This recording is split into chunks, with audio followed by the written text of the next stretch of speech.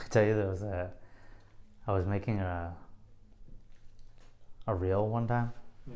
of me like packing my backpack for a backpacking trip. Right. It was like all my gear, and I did the thing, so I had to like set it up on the tripod, and then I'm like doing all this, and I'm like putting it all up and doing all that, and then I get the backpack like fully packed. I look at my phone. I never even hit fucking record. Did you have to unpack and insert it again? I think I just gave up. I just said, fuck it, I'm not gonna do this. My name is Gavin Spellman. I'm a photographer from Midcoast, Maine, more specifically Georgetown. I shoot mainly film, 35 millimeter, and large format, 120 here and there. I think we're probably good.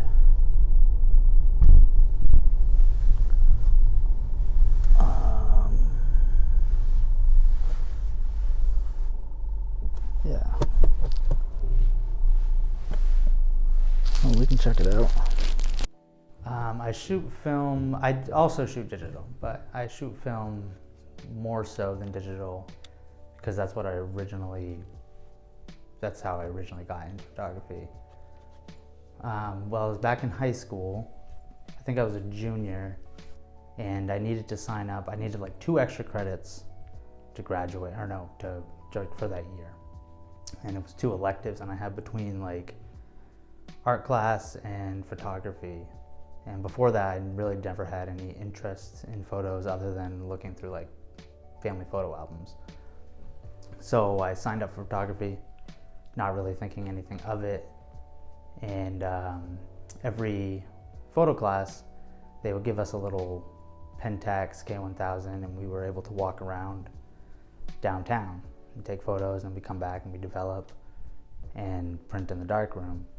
And majority of my photos to begin with were awful. They were terrible. They didn't come out. They were of stupid things. And until one day we were walking downtown, and I walked past this jewelry store, Springer's Jewelers, and there was an old man in like a bow tie, dress pants, all dressed up with like glasses, and he had one of those old brooms with like the bristles, you know what I'm talking about?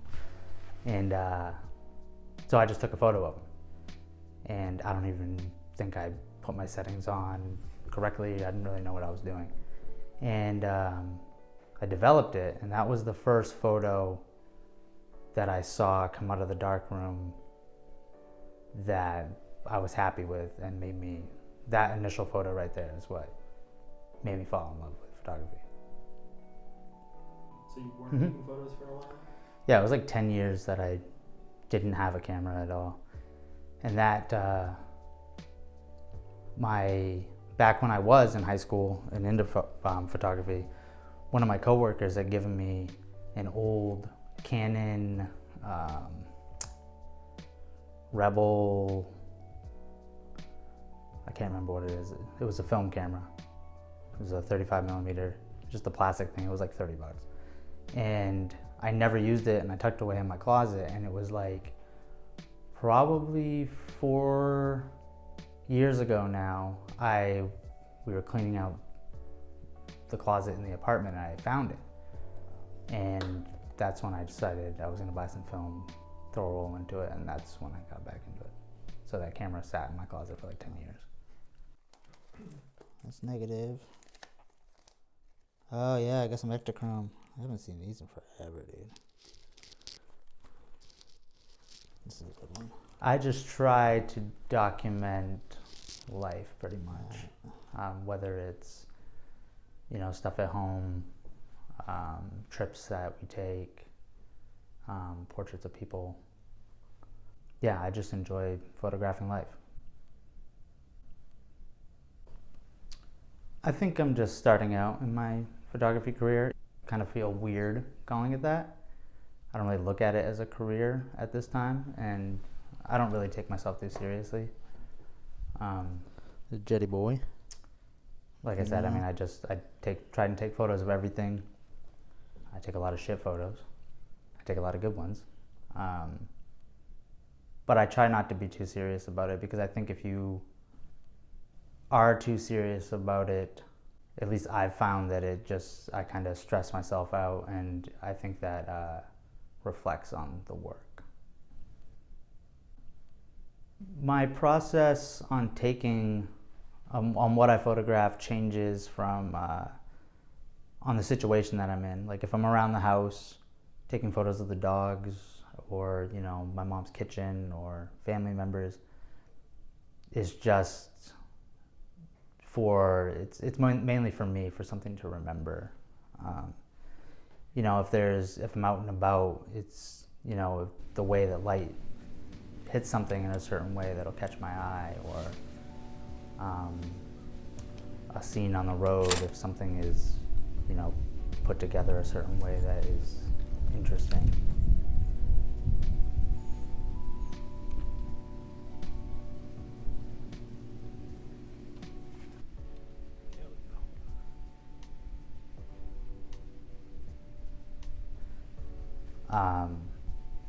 Your gear doesn't really matter, because all it is a metal or plastic box that holds film, and one camera isn't going to make you better than shooting another. Like, for instance, I shoot on a Leica M3 is my 35mm camera, and I also have a little point and shoot camera, which is made out of plastic. It cost me $100, and I've made photos that I like better on the little point and shoot camera than I have on my Leica. This is my Leica M3. It was the first of the M series, and I could say that I got it because it's the original, but I really got it because it was the cheapest one. But I love it. I got the 28mm on it with the 28mm viewfinder, because the viewfinder on here, the frame lines, go as wide as 50. So I wanted to shoot a little bit wider, so I got the 28. I love it. Nice little camera. So I don't really care about gear, but some cameras are special to me. More sentimental then. Yes. Yeah. My Leica is a camera that it doesn't necessarily make me a better photographer. I want to shoot it more. So I guess that's a plus. Whatever camera you enjoy shooting is good. But also it's made really well, and it's something that will last, if I take care of it, will last my lifetime, my children's lifetime. So it's something that I can kind of pass down. This is my Graflex Crown Graphic, large format. I haven't had it that long, maybe a month. I shot on 4x5 a few years ago. Didn't think it was for me, then I sold it, and look at me now. So, pretty excited about this. You got the thing on the back. You're looking through there, pretty cool.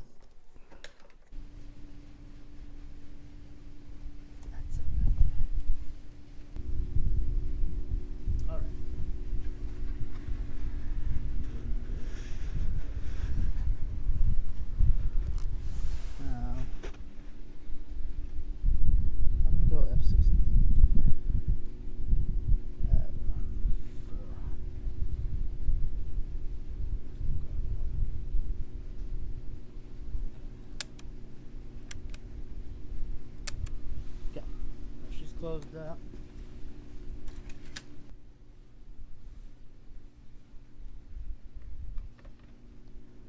I feel like photography transcends time, and we've got life all around us at every moment, and with the click of a shutter you can freeze that time by a fraction of a second, and you can stay in that moment forever, which I think is something special.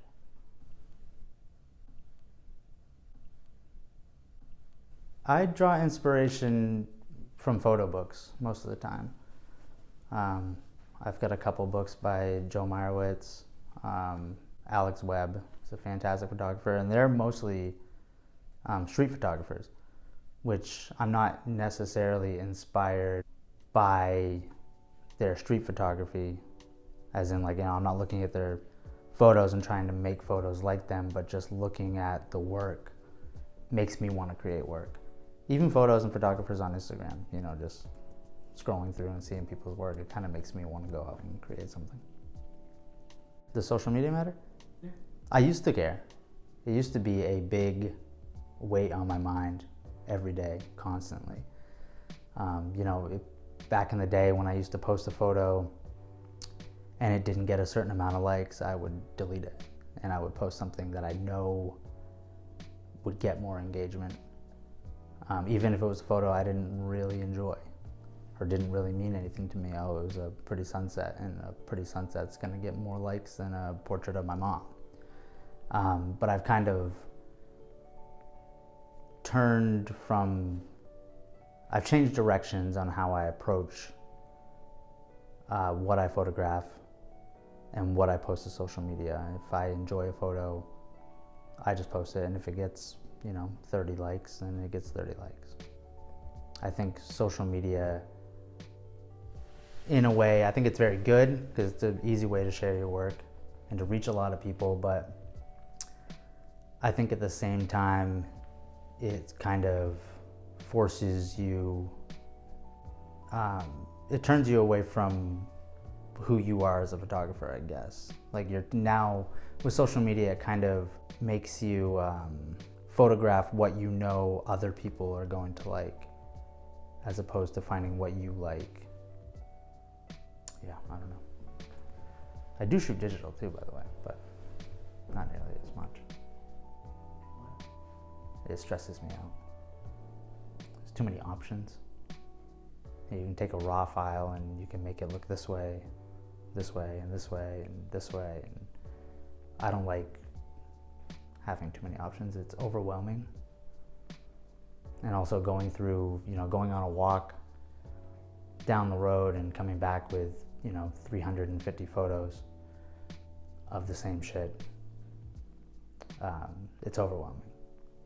I guess I could just go out and not take 350 photos, but if I have the option to, I'm going to. And then I'm gonna get stressed out. There's like a trash heap on the left with a sign that says "Keep G-Town Beautiful" right there. It says "Keep G-Town Beautiful," which I think is pretty. I don't know if it's like, hey, take your stuff and put it here, or if it's like some guy's trash and he put the sign that says "Keep Georgetown Beautiful," even though it's a big pile of trash, which isn't beautiful. It's pretty funny. But I think it is like a recycling thing. Like he wants people to put their shit there. This is Charles Pond. This is the swimming spot. Catch a lot of pickerel in there.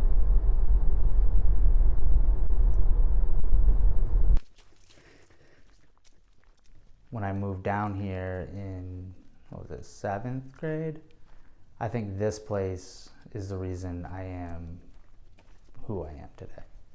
So I think it's important for me anyways, to document the place that I love.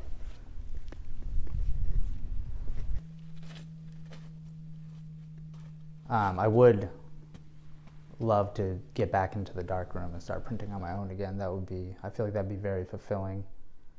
Kind of circle back to how it all started for me.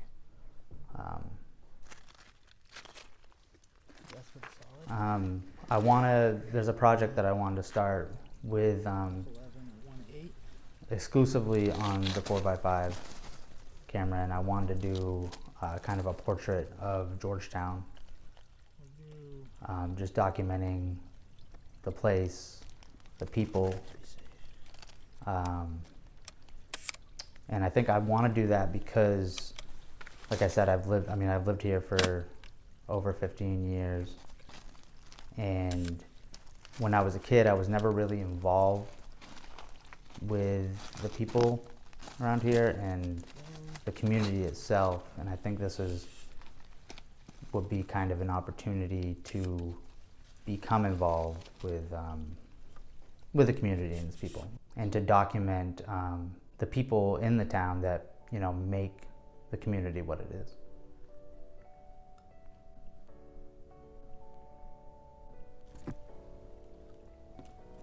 The only advice I could give somebody else is to not take yourself too seriously.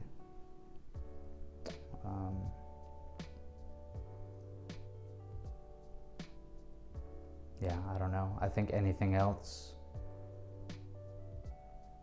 there's no advice that I could give somebody that they won't eventually find along the way.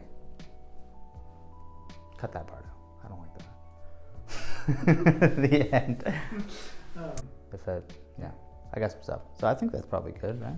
I think so. If I don't sound too silly, I don't want to sound like Let me a. just make sure